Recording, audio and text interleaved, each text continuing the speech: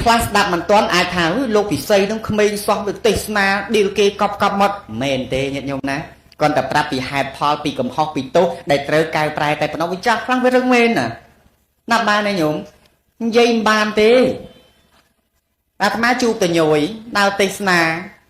ជួបអាចារ្យខ្លាំងនិយាយមិនបានតែយើងឃើញខុសមិនអាចារ្យនេះទេណាញោមណាអាចារ្យខ្លាំងនិយាយអត់បានទេញោមគាត់ថាព្រះអង្គឯងកើតក្រោយកណាទេកណាកើតមុនមកថាអាណាគេទៅនិយាយអញ្ចឹងមែនទេញោមការយល់ដឹងនេះណាអត់អាចវាស់បាននឹងវ័យចាស់វ័យក្មេងទេការយល់ដឹងនេះអត់អាចវាស់ជាមួយនឹងសក់ស្កូវសក់សសក់ខ្មៅនឹងបានទេដាប់បានទេញាតិញោមអ្នកណាមានការសិក្សាច្រើនគេយល់ដឹងជាងគេទូលំទូលាយជាងពេលខ្លះទៅទេសនាអីជាដើមញោមហើយប្រាប់តែពីទោសកំហុសអានេះខុសអានេះត្រូវហើយជួនកាលលោកខ្លះមកខមមិនលោកពិសីឃើញមួយអង្គនឹងទេសនាដល់តែថាឲ្យគេអានេះខុសអានេះត្រូវហា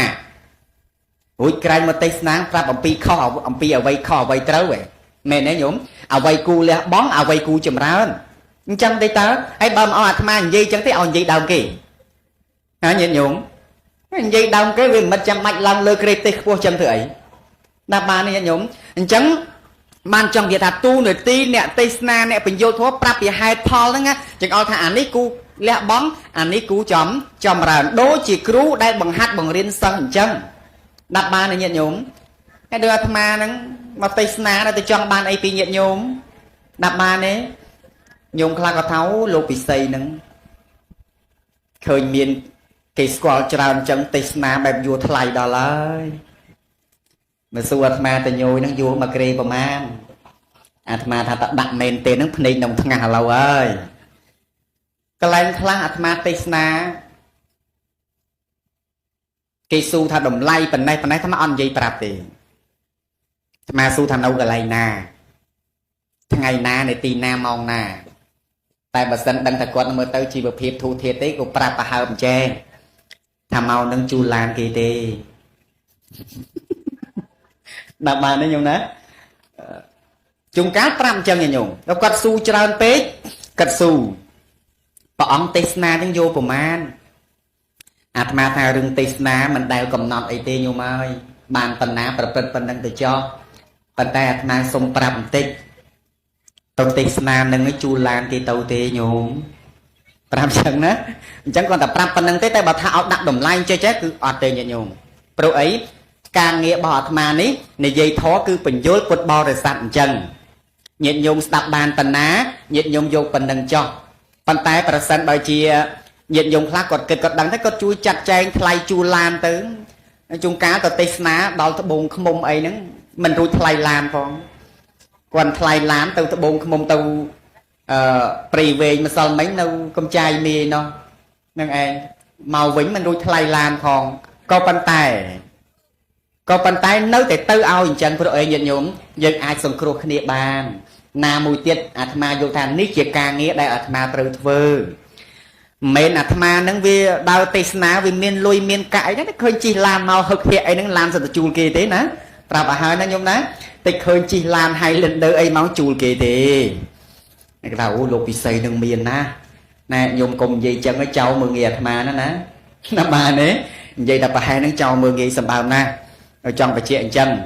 ហ្នឹងឯងអញ្ចឹងបានថាទូនាទីរបស់គ្រូពេលដែលបញ្យលណែនាំសិស្សអត់មានចិត្តអីចង់បានទេញាតិញោមណា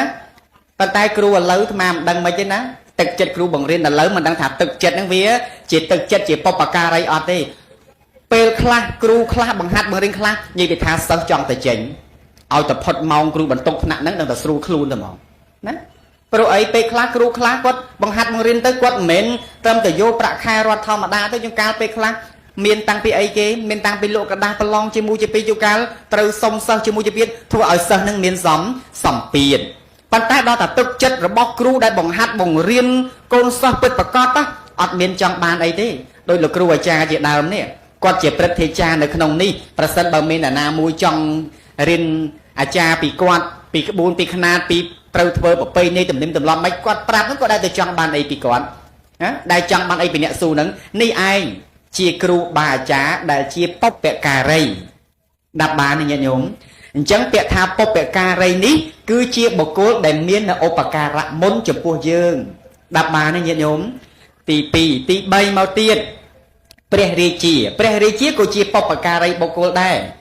ហ្នឹងណាបានជាព្រះមហាក្សត្របានគ្រងរាជ្យហ្នឹងគឺជាបុគ្គលដែលរកភាពរីករាយភាពសុខចម្រើនឲ្យប្រជានរាស្ត្រទាំងពួងហើយព្រះរាជាពេលដែលគ្រងរាជ្យនេះហើយគ្រប់គ្រងរក្សានៅផែនដីនេះឲ្យយើងទាំងឡាយរស់នៅបានជ្រកកោនបាននៅក្តីសុខហ្នឹងណាញាតិញោមណាគឺអត់មានចង់បានអីពីយើងទេអញ្ចឹងយើងទាំងឡាយគប្បីជាអ្នកដឹងនៅគុណូបការៈព្រះរាជាដាប់បានអត់ញាតិញោមមិនក៏មិនឆ្លើយមានលោកបន្តិចពីប្រហែលគីឡូតោមចាស់ថ្លៃអ្នកបាត់ដំបងផងណាមិនមែនអ្នកព្រៃវែងភ្នំពេញអីទេណាញោមណាសំដែងចប់ហ្នឹងត្រូវទៅវិញហើយមិនបាននៅនឹងទេនឹងឯងអញ្ចឹងព្រះរាជានេះណាគឺជាបុព្វការីបុគ្គលមួយព្រោះជាអ្នកមានឧបការៈដែលអាចរក្សាប្រទេសទាំងមូលនេះដែនដីទាំងមូលនេះឲ្យយើងទៅបានដាប់បានញាតិញោមអ្នកដែលដឹកនាំហើយផ្ដល់នៅសេចក្តីសុខសន្តិភាពឲ្យយើងទៅបាននេះឯងជាបុព្វការីបុគ្គលសម្រាប់យើងគ្រប់គ្នាដាប់បានញាតិញោមបុគ្គលដែលអាចគ្រប់គ្រងប្រទេសជាតិទាំងមូលបានឲ្យមាននៅសេចក្តីសុខសន្តិភាពអាចធ្វើឲ្យសង្គមនេះវាបរិបូរណ៍ទៅដោយមិនមានភាពបង្កវឹកវរណាមួយហ្នឹងណាអ្នកដែលអាចគ្រប់គ្រងកន្លែងនោះឲ្យល្អទៅបានហើយប្រជាពលរដ្ឋរស់នៅបានសុខ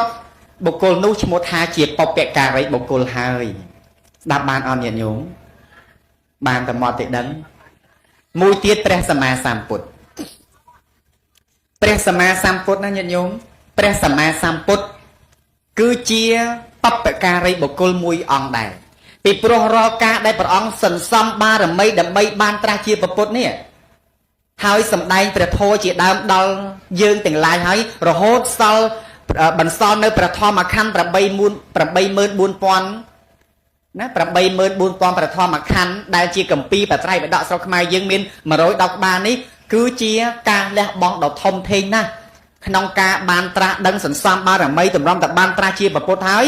រាប់ចាប់តាំងពីព្រះពុទ្ធទីបង្កជាកមកចំនួន4អសង្ខ័យមួយសែនកាប់ផែនដីរហូតដល់ពេលដែលព្រះអង្គបានត្រាស់ជាព្រះពុទ្ធហើយនឹងការសំដែងព្រះធម៌ពញ្ញុលបរិស័ទនឹងគឺថាអត់មានពេលចន្លោះអត់មានពេលខ្វះខាតម្ដងណាឡើយញាតិញោមពុទ្ធកិច្ច5យ៉ាងរបស់ព្រះអង្គទី1ពេលព្រឹកព្រះបរមគ្រូព្រះអង្គទ្រង់ប្រមាលមើលឧបនិស្ស័យនៃសពសត្វថាតើសត្វណាសមគួរដល់ការព្រះអង្គយាងទៅប្រោសពេលព្រលឹមបពន្ធមហសម័យព្រះអង្គទ្រង់យាងបណ្ឌបាតដើម្បីប្រោសសត្វថ្ងៃត្រង់ព្រះអង្គទ្រង់ឆាន់ពេលរសៀលព្រះអង្គទ្រង់មានការប្រជុំនៅពុភិក្ខុហើយផ្ដល់ឱវាទទូលមានព្រានបដាដល់ពុភិក្ខុទាំងឡាយពេលកណ្ដាលរាត្រីព្រះអង្គទ្រង់ដោះប្រស្នាមនៃពពុះនៃទេវតាទាំងឡាយឃើញទេអញ្ចឹងការងាររបស់ព្រះអង្គច្រើនណាស់ព្រះអង្គទ្រង់សន្សំបារមីបានត្រាស់ប្រកាសសម្ដែងព្រះធម៌ហ្នឹងគឺជារឿងមិនមែនរឿងធម្មតាទេតែយើងរាល់ថ្ងៃនេះកើតតន់ពុទ្ធសាសនាហើយមិនសូវបានសិក្សាអំពីធម៌អាសិក្ខាវិន័យនេះឲ្យបានល្អនៅឡើយទេសិទ្ធិអ្នកកាន់ពុទ្ធសាសនានេះតែទៅស៊ូមើលប្រពុតបរិញ្ញាអំពីអីដឹងហ៎ញាតិញោមដឹងហ៎ញាតិញោម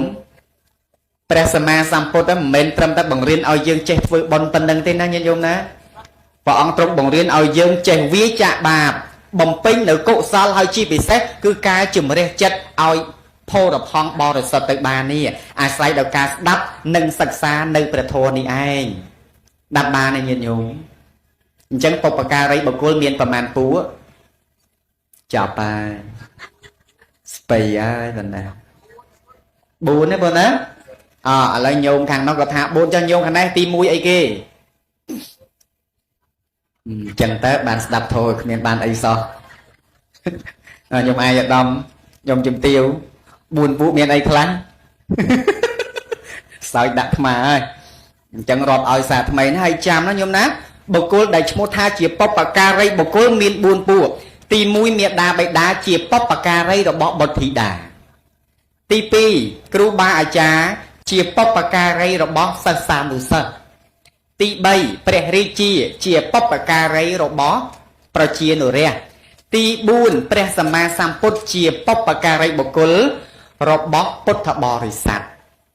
តើនៅញាតិញោម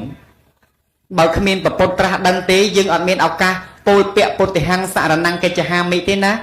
អត់មានប្រពុតត្រាស់ដឹងទេម្ល៉េះហ្នឹងគ្មានទីវត្តអារាម